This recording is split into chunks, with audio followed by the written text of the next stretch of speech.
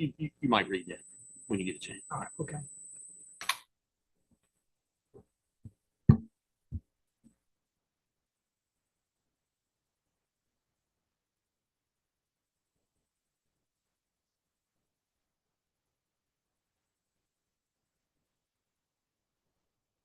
Okay, you're live. Thank you. Good evening. Welcome to the Monday, June 24th, 2024 Board of Supervisors meeting. So this meeting is now called to order. Mr. Suter, will you please conduct roll? I will. Supervisor McDaniel. Supervisor Lyons. Here. Supervisor Day. Here. Supervisor Lewis. Present. Chair here. Here. We will now offer an invocation followed by the Pledge of Allegiance. Those attending are not required to participate, but if you'd like to join us, please stand. Gracious Lord, as ever, we ask for your guidance and counsel for the decisions the Commonwealth asks of us. Also, we come to you on behalf of those who toil in the farm and field, producing food for your children and feed for creatures around the world. Lord, give crops and livestock the break they need from days and nights of stifling heat, that it may recover and flourish, and steer the rain clouds in the right direction and send rain in the right amounts, for some have too much and some too little. In your name we pray, amen. Pledge allegiance to the flag of the United States of America and to the republic for which it stands, one nation, under God, indivisible, with liberty and justice for all. I'm going to hit. We've been recording, but I'm going to hit.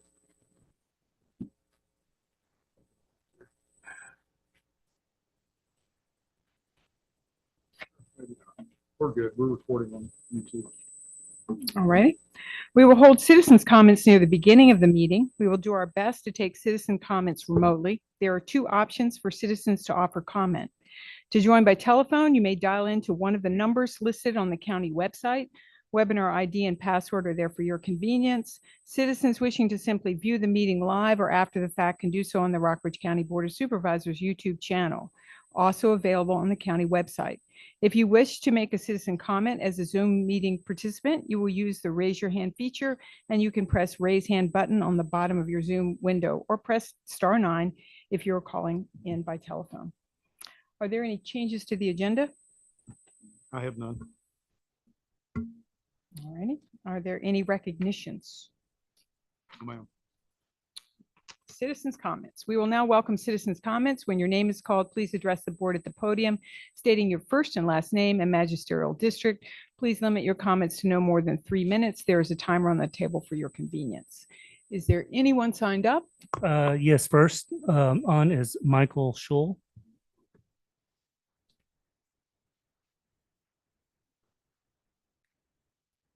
Good evening, Madam Chair and members of the board. I'm Michael Schull, and I'm here to represent Marlbrook Baptist Church of the South River District. This church has been a pillar of the community for since around 1900. It moved to its present location around 1950 in an older building, and the new building that's there now is built somewhere around 1960. And it has somewhere around 175 to 200 active members there. And I'm here tonight to speak since our pastor is having vacation Bible school, and he was not able to come. So I'm here representing the members of the church. But we come to respectfully ask you to take a look at the ordinance on the signs. They have been saving up their money to replace the sign, and they would like to have one of the electronic signs put out front. So if you would, take a look at your ordinance. We have an ordinance in Augusta County, and we don't have any restrictions on the signs as far as electronic, but we do on the size and things. And VDOT regulates the color and the tone and the scrolling of it. The folks out there would like to ask y'all to take a look at the ordinance, and times are changing, and we need to update some things from time to time. We never thought we would see solar panels in Rockbridge County, but they're there now. And the millennials has a change at heart rather than the older people. people maybe. But it's kind of interesting to go by some of these signs and see the messages and things that are on there. Like the fire departments. And I know at our churches down in Augusta, when you're going through, they have all of their weekly things that are going on and they're able to post it on there. So I would respectfully ask y'all, if you would, to take a look at that, since our folks has kind of saved all of the money up to change the sign. And then they were told that they couldn't do that because of the regulations. And I'm not sure, but I think maybe Buena Vista, they allow that down there, I believe, and I'm not sure on that. And we do have, I know the fire departments are exempted, and then like White's and different things, and the banks, they have the message boards changing from the time and the temperature and things on there. So I would respectfully ask y'all if you would take a look at that. Thank you. Thank you. Steve Hart. And Mr. Scholl, it was not recorded, but it was recorded online. So this is just a backup. I just found it. Steve Hart, Curtis Creek, but I'm here tonight on behalf of my fire department and the board of directors of the Farm Bureau. I know there's an issue that has been, you guys have been working on for a couple of years relating to the 911 addressing of farm sites. I'm sorry, of farm gates. We actually had a couple of fires that were this weekend or very recently where we really needed that and we didn't have it. The first one was toned on Saturday. It was toned in Curtis Creek. And when the farmer called it in, because there's a fire out in the hayfield, he says it's right across the street from the Curtis Creek Fire Department. Well, I happened to be at the fire department that day, and the address that came in was the fire department's address. So we go outside, we look, we see the fire. I happen to know that farm and where the gates are. There's 4 gates to that farm. You need to go in the right one. If you go in 2 of the wrong ones, you're on the wrong side of the creek from the fire.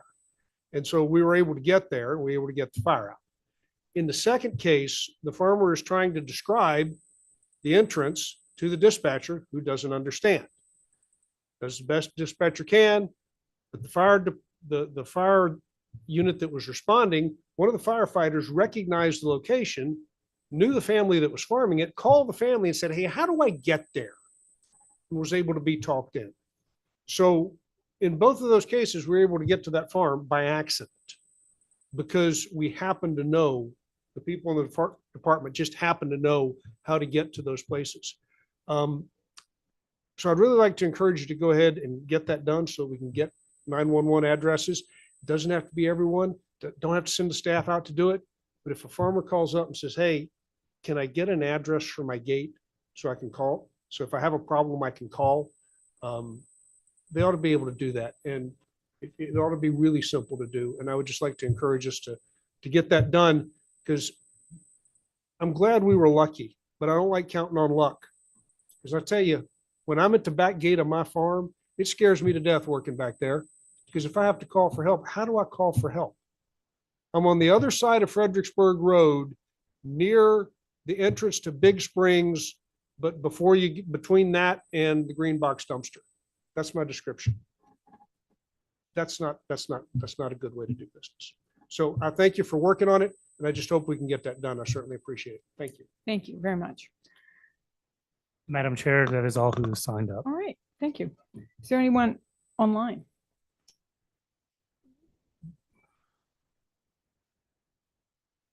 No one wishing to speak. Okay. Is there anyone in the meeting room who wishes to address the board who did not sign up? Moving on. Did everyone have time to review the draft minutes from our June 10th, 2024 minutes? And does the board have any questions or comments about the draft minutes? I've already shared with Mr. Suter that there was a spelling of Ms. Tomlin was some discrepancy in her spelling, and they will take care of that. Is there anything else that people would like to discuss? If not, may I have a motion to approve? I'll move. Do you have a second? I'll second. Mr. Lyons? Yes. Mr. Day? Mr. McDaniel? Yes. Mr. Lewis? Aye. And I vote yes. County closeout for 2023, 2024, including appropriation resolution and payment of bills. Mr. Harrison. Yes, we're finalizing the 2024 budget and taking care of line items internally. The final bills for this period is $231,593.63. Total appropriations required to close out the general fund is $421,066. For the capital construction fund, $1,410, and the capital purchases fund, $3,159. And I'd also like to thank publicly Julie and Becky and Heidi and Carrie. They all came in on Wednesday when the rest of us had the day off to make sure payroll is getting processed and also preparing for the new changes effective July 1 for the hybrid retirement. And that's a major change. So I want to appreciate their work on that. Great, thank you. Are there any comments, questions? Is there a motion to approve? So move. Second? Second. Mr. McDaniel? Yes. Mr. Lewis? Aye. Mr. Lyons? Yes. Mr. Day? And I vote yes. Approval of payment of the final 2023, 2024 payroll. Mr. Harrison?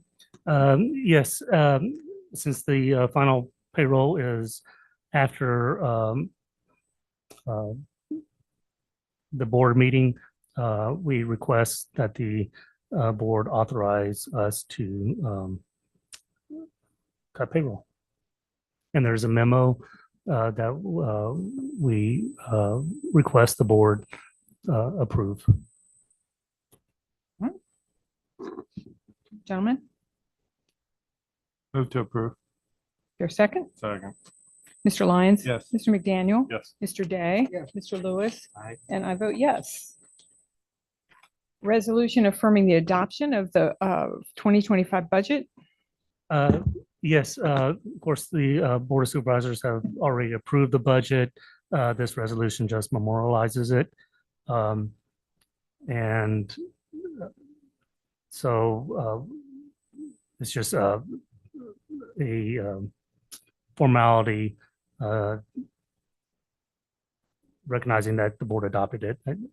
I admittedly, I was looking at the trees instead of the forest. I should have had those when you actually did the budget adoption. Okay, So understood. that was my fault. And so it's still official when you voted on it. It's just I didn't have the resolution ready. Is there a motion? Move to approve. Is there a second? Yes, ma'am, I'll second. Mr. McDaniel? Yes. Mr. Day? Mr. Lyons? Yes. Mr. Lewis? Aye. And I vote yes. Resolution affirming the adoption of the FY 2025, 2029 CIP. Mr. Harrison? Similar to the budget, I should have had this resolution also prepared when you adopted the CIP. So this resolution just affirms that action that the board did adopt the FY 25 through 2029 CIP. Move to approve. Thank you. Is there a second? Second. Mr. McDaniel? Mr. Day? Mr. Lewis? Aye. Mr. Lyons? Yes. Mr. Day? Yes. And I vote yes. Resolution appropriating funds for the FY 2025 budget. Mr. Harrison, you're Now, as the board is aware, appropriating funds is always a separate action from budgets. So before you is a resolution appropriating the funds for the FY 2025 budget in the amount of $64,471,724 for the general fund, $4,192,253 for the ARPA fund, $801,875 for the construction project fund, and $479,600 for the capital purchases fund. Thank you. Gentlemen, Move to approve the resolution. thank you, Mr. Lewis. Is there a second? Second. Mr. Lewis? Aye. Mr. Lyons? Yes. Mr. McDaniel? Yes. Mr. Day? Yes. And I vote yes. Resolution appropriating funds for FY 2025 school division budget. Yes, the total for the FY 25 school divisions operating fund is $41,657,691. And for the school cafeteria fund is $1,561,933. We will have an executive committee meeting on Wednesday. And as I mentioned in my memo, we met with our counterparts with the school division, and we'll be ready. We're aiming for late July to have a recommendation on the amount of funds the school division will return to the county, since they got more state funds than anticipated by the time we adopted the budget. So we should have that ready. We want to use the first part of July to take care of all the carryover funds. So that's why we're looking at later July. Thank you, Mr. Harrison. If there are no questions or comments, is there a motion to adopt the proposed resolution? So moved. Second. Second. Mr. McDaniel? Yes. Mr. Lyons? Yes. Mr. Day? Yes. Mr. Lewis? Aye. And I vote yes. Thank you. Thank you. So you're gonna have to be more resolute. No, it's, Consideration of the admissions tax. Mr. Dryden. As you're aware, we have an admissions tax, which is currently at 6%. It applies to all events except for those conducted, certain ones conducted by schools and for participants in sporting events. There has been some concern raised in the community from 501c3 charities and from the volunteer fire departments and rescue squads. And this comes because our definition of what an event is very, very broad. It would include everything, including amusement rides.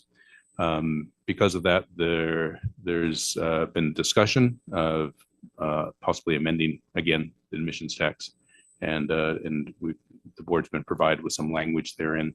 The purpose of bringing up today is just to set the public hearing for the next board meeting at the end of July, and to get permission from the board to advertise for that public hearing. But if you have any comments on the proposed language for the ordinance, this would be an appropriate time to discuss. I'm sure we will. Gentlemen, you've seen what Mr. Dryden provided us. I know that there are differences of opinions of how we go about this. Anybody would like to comment? I would just like the fire and rescue community to know, as I think they've been advised, this is not something that we haven't been working on. We were aware of this, and it's a change that we need to make to ordinance. So I'm certainly in support of looking at it, and Mr. Dryden has been working on it for some time. But often other things pop up that we also have to address. So, Mhm. all I can say is I'm certainly in support of scheduling a public hearing, not to get too far ahead of anybody else's comments. But. Do you have comments on what we've already And drafted? well, I don't know that. I guess this is the legal question. I'm just looking at fire and rescue events is where I was. My head was, whether they own the land or not, or whatever it is, they're having an event somewhere. If someone else is kind enough where there's a contractual relationship, I would certainly still support the event being considered, because it's their fundraiser. I mean, the concept for that is still the same to me. So, but I don't want to take something out that then, because I think we can always pare back, but we can't add, right? So as far as the advertising for a public hearing, maybe it stays as what we have now, or but that's just a thought. Yeah, just to interject, that we don't advertise the language of the ordinance to advertise the public hearing. So but it would be helpful for the citizens to see the language which you anticipate you might pass, even though in our next meeting you can amend it before you pass anything. So you could either provide suggested language now or handle it at the actual meeting. Right, for that clarification. So my thoughts are still the same. Anybody? Well, just remind everybody that's listening the taxes are paid by the people attending, not by the people that are hosting. So we start giving exemptions to organizations, where does it stop? You're gonna have a slippery slope. I know our intent was never to, I don't believe it was ever to tax the carnival going group, but for some of their big money raisers where they're charging a pretty hefty fee, just like a lot of our nonprofits, I think they ought to be paying the admissions tax on those fees. But I think we can come to some sort of compromise to get us through carnival season.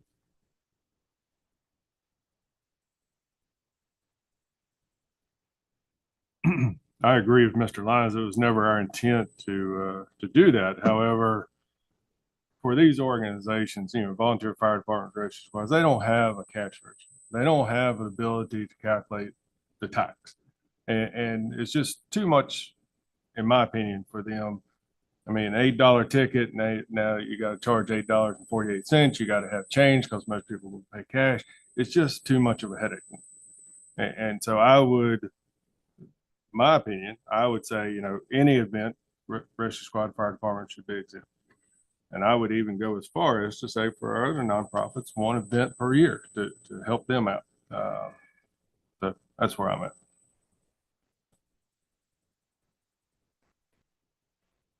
And I could live with that, except for the events where they're hiring organizations to come run it for them. Because they do have the ability to calculate taxes. Otherwise, if I had my fire department like Carrs Creek, and why don't I hire Lone Star Rodeo to come to Lexington? They can fill the horse center, and then all those people going don't have to pay admissions tax that way. Lone Star makes their money, we make our money. But it was an event sponsored by a fire department. So do you accept that? But events like that, does Lone Star collect the admissions, or does the volunteers collect it and then they pay Lone Star? Well, I guess when they have their big tractor pull and they hire a company to sponsor a tractor pull, does that company collect revenues, or? I don't think that's the case. Not an event of the tractor pull. I think what they do is they hire the sled company, but I'm pretty sure that the volunteers collect the money at the gate. You can't get tickets online? I don't know. Steve might be able to answer that. Do they sell any tickets online, or are they all at the gate? I think they're all at the gate. For that one. But you could imagine large events where this is absolutely paid for, organized by an outside company. It's events paid online, very easy to calculate, and I could imagine that. I've never seen it. I've never seen it. I mean, anything is possible, but I don't think I've ever seen a fire department event or a rescue squad event where for example, promoter for a rodeo or for a concert or anything like that. I mean, the ones that I have seen have typically been the department collecting, as opposed to having an online type of. Now, certainly with technology, they could certainly, I would think, do some sort of online, but I've never seen it. so sort of remind me, the tractor pull, that is done on county property? It's done on county leased property. So do we charge anything for that use of our property? We don't. We have if I'm not mistaken, a license agreement that we enter into with South River Volunteer Fire Department. I think they've done it. This would have been their third or fourth year that they did not have it this year. And incidentally, that was due to weather. And the board had already adopted the date of the event per the ordinance. And I was requested, a few days ahead of time if we could change it. The board wasn't going to meet on that date, and I had to just let them know that's what the ordinance said. Rain date might be a good thing. in the Yes, future. we discussed that after the meeting, and in the future, we were going to try to assist them with reminder about the rain date, because the rain date is specified and called out in the actual code to set a rain date. It might be helpful for the board to know that we do a similar arrangement with Balloons Over Rockbridge. We license their right to use this same property. Theirs is a bit larger, so they use some of the horse center property too, but we do it the same way.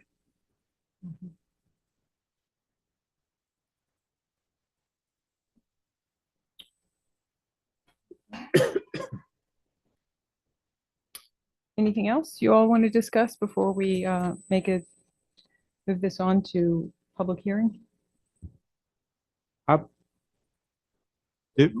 Whatever you all do, I just request, because we do, we advertise this and we advertise it generally. We don't put we can't advertise the whole code, but the code that the board is proposing, any changes, a copy of is maintained in my office for anyone to look at. And so I would request that whatever language you're wanting to consider, if you got something in front of you, I guess to get to the point, if there is any change to what's in front of you, now would be the good time to make it. It might be helpful to know. We've after providing the language to you, became aware of an example for like Glasgow, where the fire department doesn't actually hold their event actually on their property. They hold it on the property of the town. So there are some things here that if we tend to exempt that event, we'd have to look at some of the language. We want to be careful that we don't get too nitpicky with the language too, because we don't have to define it down to so many things. So the suggestion would be that we find general principles that the board agrees to. So what I mean by this is this current language now would actually would not allow the Glasgow event to be free from there. Somebody pointed out that it is possible under the language we currently have that a fire department could also choose one event. Yeah, and that's also another issue. One to consider is that fire departments under the current language, unless we amend it, because it wasn't the intent. We have the second section applies to 501c3 charities. And the intent was that the first section would deal with fire rescue and the second section would deal with charities that aren't fire rescue, allowing them to have one annual fundraiser. But the way it is currently drafted, if we don't completely exempt fire rescue, the fire rescue could, under the current language, could just call an event an annual fundraiser and hold it anywhere, which might be what you are happy to be with, or I did draft some alternative language that would exempt fire rescue from that annual. So that could be. So yeah, I think there's a handful of options. One would be to broadly exempt all the fire rescue from anything.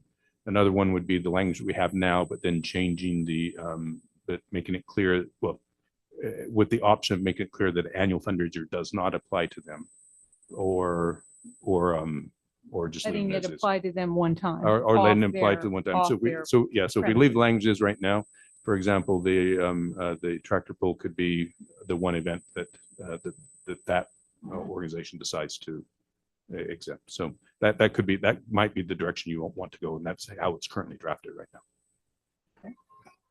Why would we want to limit fire and rescue to one event?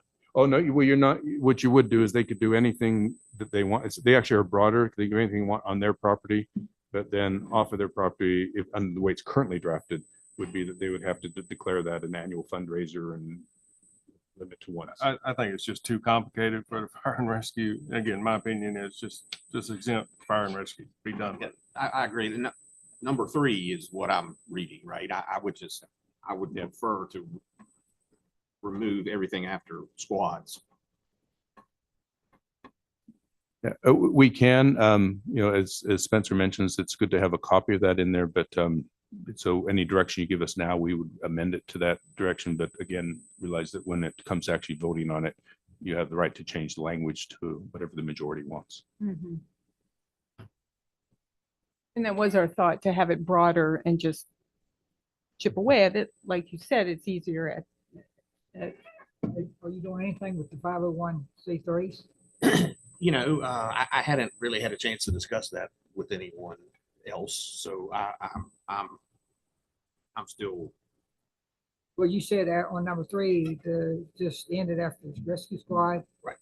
And of course, ours says and then it drops down to 4. I was just talking about the removal of language in 3. I hadn't gotten to. I understand why you're asking that, but in my mind, I haven't gotten to number 4 yet. Leans And I hadn't- over Rockbridge Hadn't had a right chance to discuss that with others, but But- there. I would be fine with exempt fire and rescue. Okay, so it looks like we have 3 that feel strongly about that. My feelings on the, I understand both sides of the fire and rescue, why you'd want to exempt, why we wouldn't necessarily exempt, especially when we're using, well, for the things that Mr. Lyons has brought up. On the 501c3s, to Dave, Mr. McDaniel's point, when you're talking about a nonprofit that has this once a year, and to go through the how to do that and what it just seems too much to ask for that. And I think that it's a reasonable thing to exempt them from one event a year, and then they would just register that event one time with us. So And with that's how Commissioner of Revenue. Right. Correct. So that's how I feel about that. I don't know that people have really addressed too much about our nonprofits. Mr. Day, do you have a? I agree with you. Okay. So it looks like we're pretty good on the language. We've got anything else that we're forgetting? You want to think about, you've got Yeah, any I'm not- feedback? I'm gonna have to think about that number 4. I'm not necessarily against trying to figure out the event, but all the circumstances around that. I have some initial thoughts, but I haven't had a chance to talk to anybody about them, so I'm not sure if they're valid or appreciated, but I'll get there before next time, I guess, for the public hearing. But do we need to know that before the public hearing? I don't think so. I think that if you direct us to keep the language as it is, with the realization that we'll make keep the language as it is, then that's fine. We'll just keep it that way and then you can make some changes at your next meeting. Just to clarify though, that if we keep it the way it is, there still is the decision to make whether or not the board would allow the fire and rescue to also have one annual event anywhere in the county, because that's the current way it's drafted now. So that's just something to keep in mind. But yeah, you can amend it however you want it. Fine. So is there a motion to schedule a public hearing for July 22nd? Can I jump in Oh, real quick? sure. There is one change that I think needs to be added in that number 4. It's minor, but it spanning no more than 3 consecutive days is the language that probably needs to be in there. That's the intent in that number 4. One event per calendar year spanning no more than 3 consecutive days. I think that's just to clarify. Mm-hmm. Sorry to interrupt. No, that's fine. So is there a motion to schedule a public hearing for July 22nd for this matter?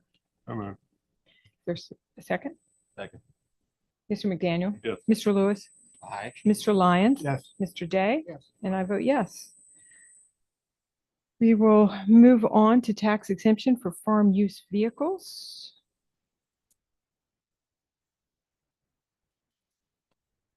Mr. Dryden. We had the opportunity to discuss this in the previous board meeting where we scheduled a public hearing.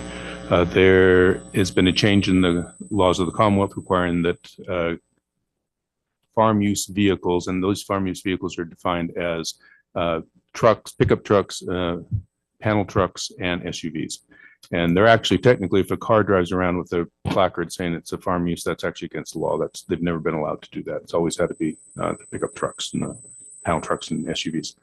So the the Commonwealth required that these vehicles that, and currently just buy at Tractor Supply a placard saying they're a farm use vehicle. Can no longer do that. They're required now to register with the DMV as of July 1st and to go through a process of declaring their farm and their acreage and the products and swearing that they have proof and swearing that they have insurance on the vehicle. But the problem with that, though, is the way our current ordinance is written, is it then would move them into a category of being taxable. Right now, we exempt these vehicles from taxation. The purpose of the ordinance that was presented to you was to keep the status quo and maintain those vehicles as tax exempt, even though they're now required to register with the DMV.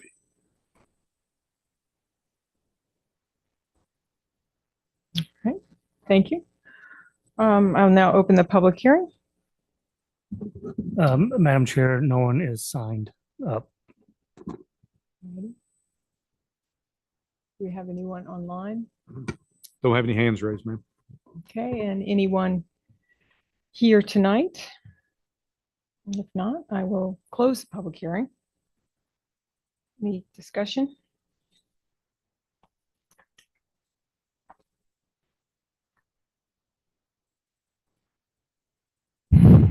Oop, sorry. Mr. Dryden, there's a prepared change here, right? Yeah, if you look at, I'm not sure if in the packet they include the red line version, but the only change that took place, if you look at on the ordinance in item number 2, we increased from the current ordinance states exempts vehicles registered under subsection 1 through subsection 10. We've now increased from subsection 1 to subsection 12 because that will and this is a reference to the state law, the state statutes. That's how we wrote our ordinance. I'm in support. I was just checking to make sure if motions were made, what we were making reference to here, since it didn't say ordinance. Yeah, it's just an amendment to the existing ordinance. And this amendment keeps the status quo. It keeps the status quo, will not increase the number of vehicles subject to taxation, and the number of vehicles subject to the exclusion. It will not increase that. And most likely, if any vehicles are not in compliance, and now that they have to register with the DMV, those vehicles that can't register the DMV because they're not in compliance with the code will now have to be subject to personal property tax. So there probably will be at least a slight increase in the amount of personal property tax we'll gather. Fine. Is there any further discussion? Not. Is there a motion to adopt the proposed ordinance? I move we adopt the proposed change to Thank you, County Mr. Code Lewis. 25. Is there a second? Second. Mr. Lewis, Aye. Mr. McDaniel. Yes. Mr. Lyons. Yes. Mr. Day. Yes. And I vote yes. Does the board have any comments or committee updates?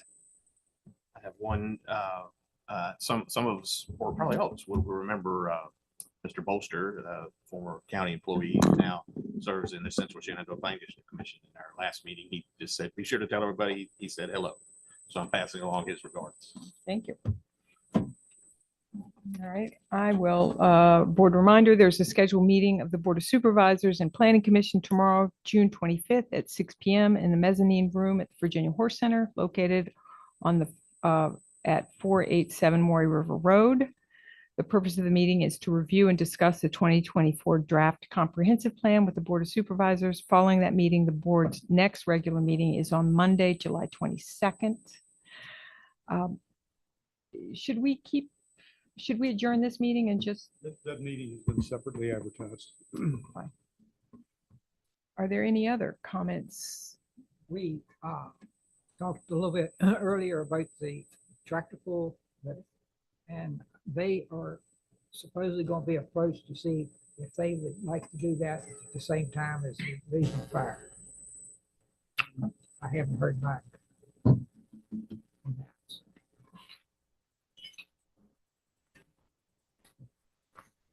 Yeah, I've got a couple of things. Well, number one, I was the one, I think you may have seen an email earlier that contacted Mr. Suter earlier, given our heat conditions and drought conditions, uh, my question to Mr. Suter was potentially a burn ban being put into effect.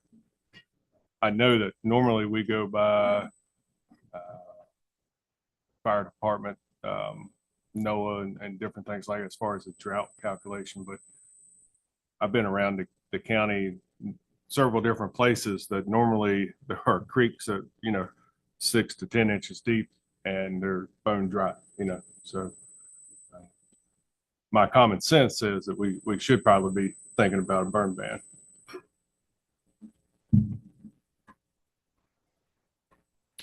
I agree.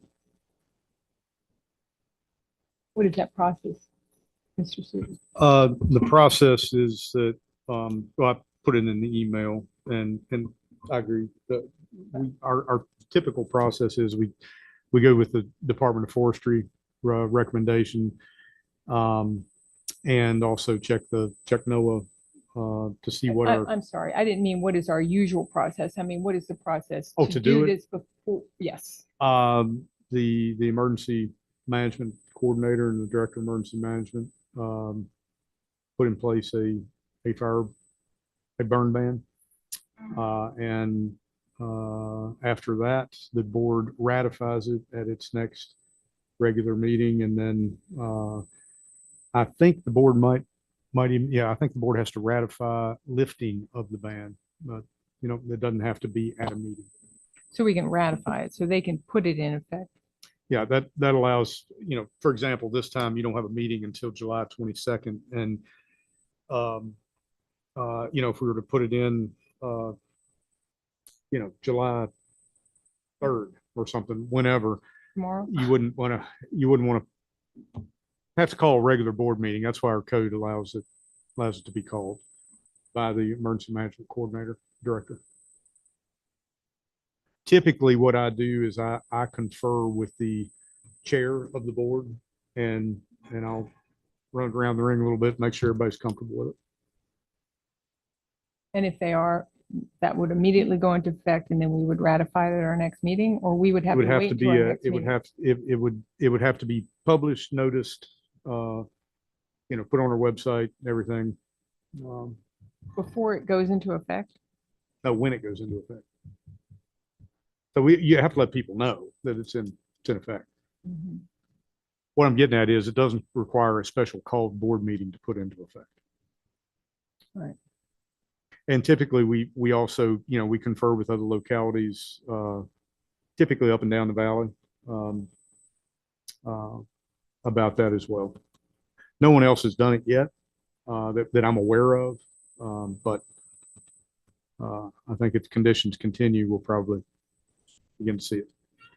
Switching topics to the drought declaration, which I think we did last year.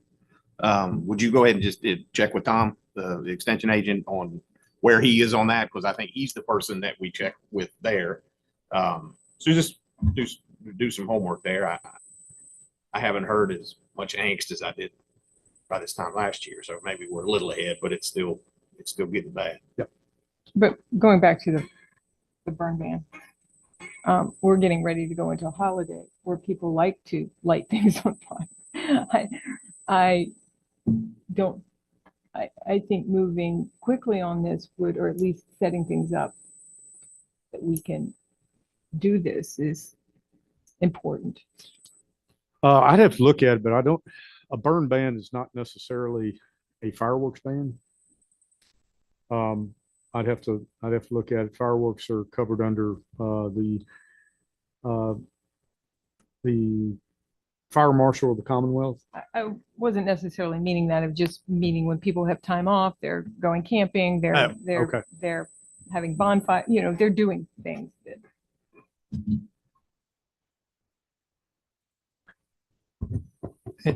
I'm listening to everyone, but we have a process in place. And I don't think we need to change the process. I think everyone understands it's drier than normal, but we have people that's their job to look at these things and decide whether they need a burn ban or not. And I just think we might be overstepping to just say, no, we're gonna decide, call them and tell them we're doing their job, put a burn ban in place. But that's just Well, me. I think what we were asking is to have a conversation about, is it time, and if it is time, to move that process as quickly forward as possible. I think those conversations are going on. And if it was time, they'd tell us. We just That's had what a my- report tonight from a fire department that's had 2 fires. They didn't have a burn ban, right? Is, Chief Moore's, Deputy Chief Moore is our. He's the man our, in charge right now, right? he's our, Yeah. well, and he's also our designated emergency management coordinator. That's Regardless. part of his, Okay, yeah, that's okay. part of his role. Remember, Chief was. And Chief Ramsey's on vacation this week, Yeah. so. And that's why I got another call today also from a resident concerned about fireworks specifically. I agree with Mr. Lyons. There is a process and I value y'all's expertise and the way you handle that. My reason for bringing it up was I hadn't heard anybody talk about it. And I think it's something we need to talk about. So if you could, have those conversations and then get back with the chair and let her know, and then she can let the rest of the board know what y'all's thoughts are, that would be appreciated. And probably, I agree, it doesn't cover fireworks, but probably some sort of public service announcement that, hey, it's dry, it's hot. Let's not be, doing anything crazy over the upcoming holiday would probably be a good idea as well.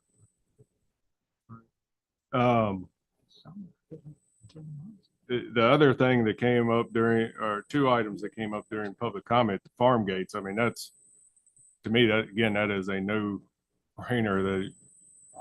Where are we at on that? Or where are we at in the process of doing that? Well, again, we don't do things or not do things because other localities do or don't. I haven't found a ton of localities that do it.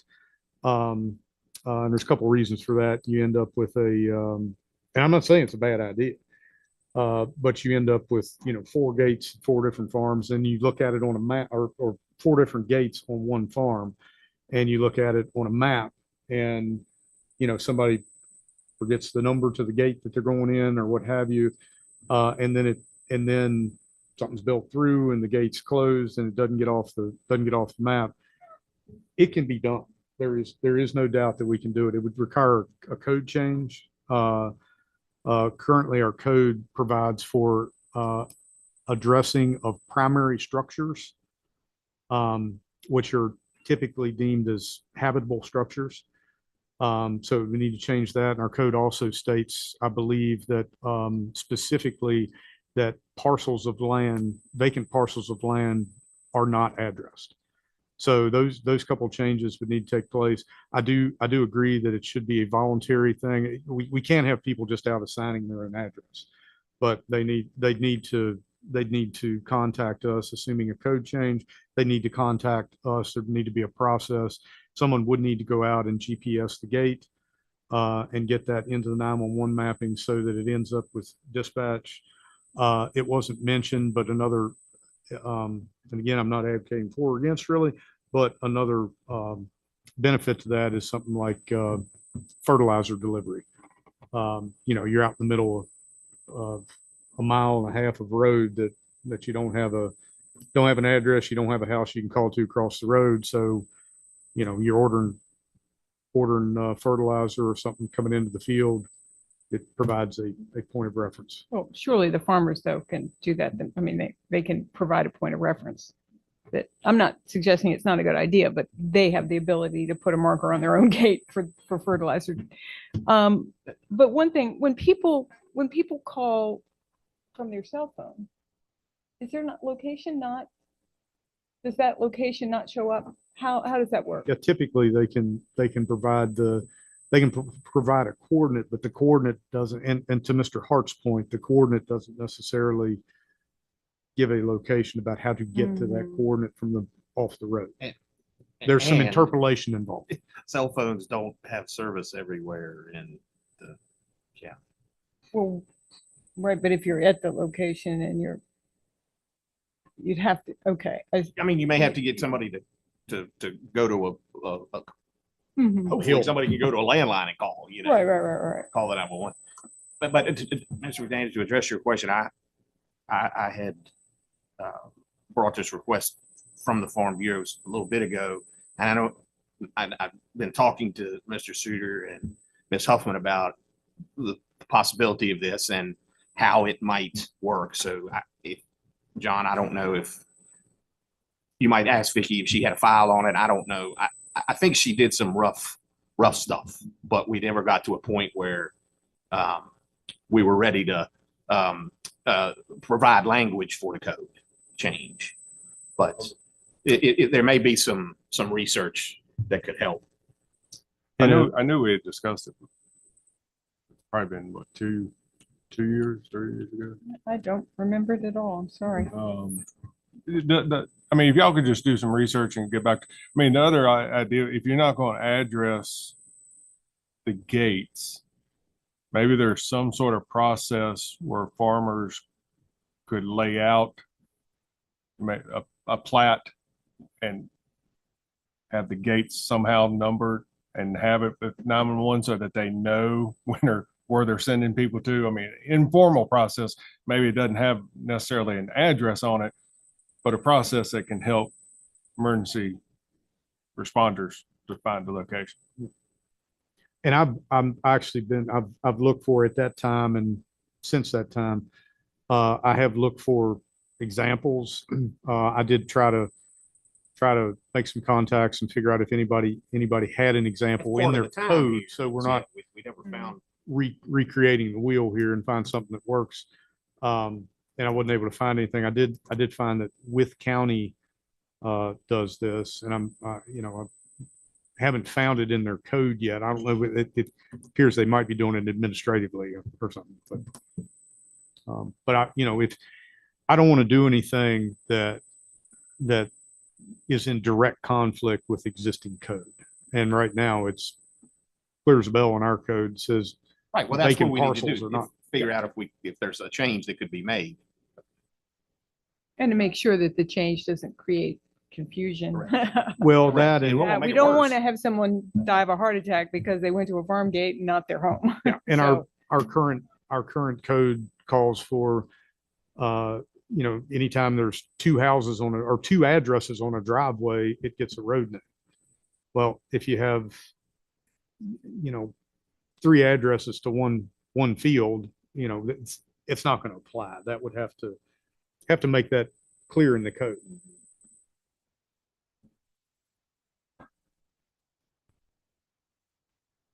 Is there anything else? Yeah, Madam Chair, my last thing was the electronic signage. That's something that I have tried to push for in the past. I believe it's just getting with modern times, and we should be allowed. My opinion is it shouldn't matter if it's church, fire department, rescue squad, school, park, business, whatever. If they're able, or if they want to put the money into their property to advertise with electronic signage, then more power to them. I mean, to me, it's just modernization, and it looks much better than these old 3-bulb signs with the letters falling off and everything else out in front of a building. And businesses can choose whether they want to do it or not, and it's up to them. I mean, not to pick, but I think it's a brilliant idea. I mean, Jefferson Flores over here has a chalkboard. Brilliant idea. It's something different nobody else has. So business doesn't have to do electronic signage, but if they want to, I mean, to me, we should really examine that code and not maybe just open it up for more than what was talked about earlier, in my opinion. I know that may differ with some of y'all. Yeah.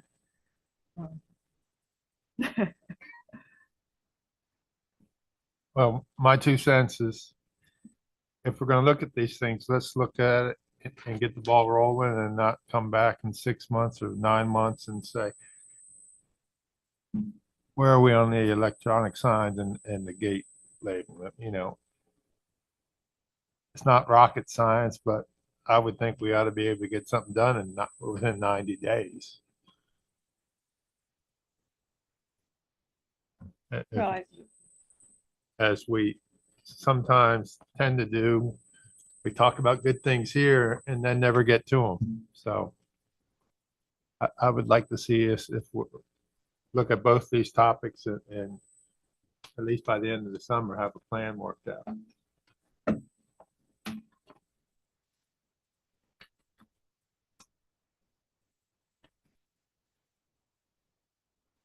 anything else? It's like Mr. Dryden has some more homework. Well, I think this is quite a bit of Chris's homework on the signs Well, at first. I think there's some legality in there too. Yeah. Not clear exactly what the state and VDOT, their control over these. They do have some. Well, I think my understanding from Chris is that they do control how much information these scrolling signs are distracting drivers from doing what they're supposed to do, is driving. So, Not the cell phones, though. well, that is an issue, and Pete is the leading cause of death. Is cell Well, phone you use. can't do that anymore. Yeah, I well, think one of the main keys on that is for us to determine who at the state level is doing enforcement, because from what I can see, they're clearly not. In a lot of places, it's like watching TV going down the road on some of these signs, and which is outside of state code. But I don't know who's enforcing that, whether that's a state police, whether that's VDOT, who that is. So Can y'all just gather some information and bring it back to us?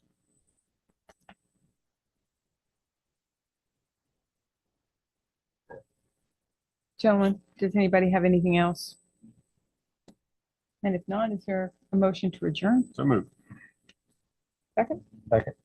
Mr. McDaniel? Yes. Mr. Lyons? Yes. Mr. Day? Yes. Mr. Lewis? Aye. And I vote yes. It's just,